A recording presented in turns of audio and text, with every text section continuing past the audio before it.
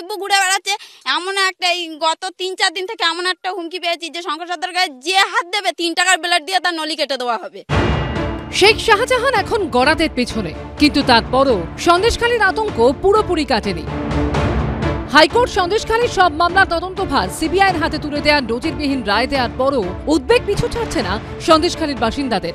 কোনো জায়গায় গিয়ে যদি সন্ধ্যা হয়ে যায় সেখান থেকে ফিরতে কিন্তু আমাদের কিন্তু নিজেদের জীবনে কিন্তু আশঙ্কা থেকে যাচ্ছে আমাদের।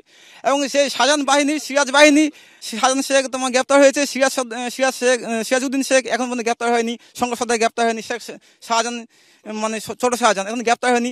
এনাদের যে বাহিনীগুলো এখনো কিন্তু অঞ্চল কিন্তু দাপিয়ে বেড়াচ্ছে।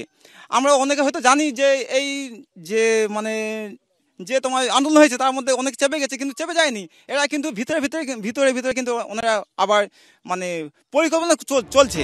জমি দখল করে মাছের ভেড়ি থেকে নারী নির্যাতন, একের পর এক বিস্ফোরক অভিযোগ সামনে আসার পর সন্দেশখালী কাণ্ড নিয়ে তোলপাড় হয়েছে রাজ্য রাজনীতি। একের পর এক ক্ষোভের ঢেউ আছড়ে পড়ার পর মিনাক্ষা থেকে গ্রেফতার করা হয় শেখ শাহজাহানকে। জেলে রয়েছেন শেখ শাহজাহানের অন্যতম 2 শাগরেদ উত্তম সর্দার, শিবু হাজরা।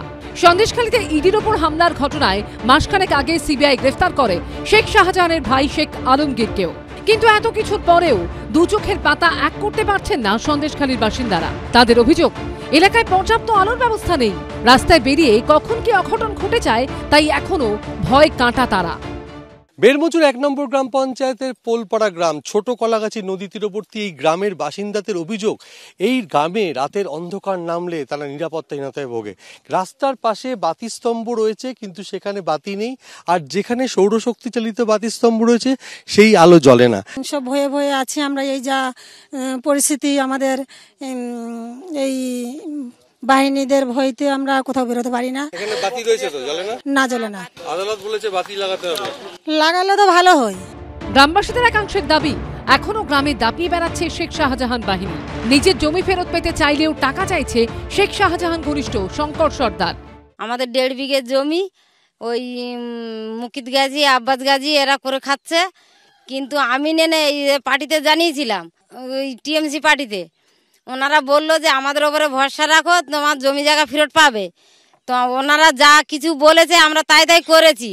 আবার বলছে যে 70,000 টাকা জোগাড় করো তাহলে তোমাদের জমি ফেরত পাবে। পুলিশ প্রশাসন কোনো কাজই করছে না, আমরা পুলিশকে কোনো বিশ্বাস করি না। এখন সিবিআই যদি আসে তাদের ওপরে আমাদের এইটুকু ভরসা আমাদের থাকবে যে তা না হচ্ছে কি খুঁটিয়ে দেখুক আমাদের কি আছে কি নেই। পুলিশ তো নিরপেক্ষভাবে তদন্ত করছেই না।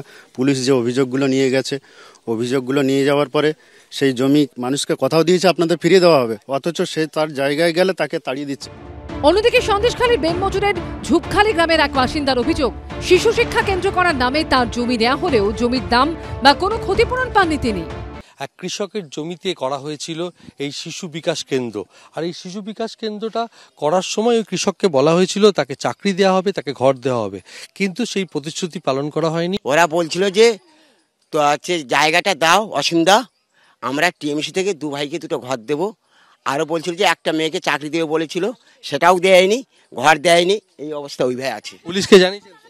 হ্যাঁ, পুলিশকে জানানো হয়নি, ওখানে দরখাস্ত দিয়ে এসছে, কিছু করে। সিবিআই আসবে? হ্যাঁ হ্যাঁ জানাবো।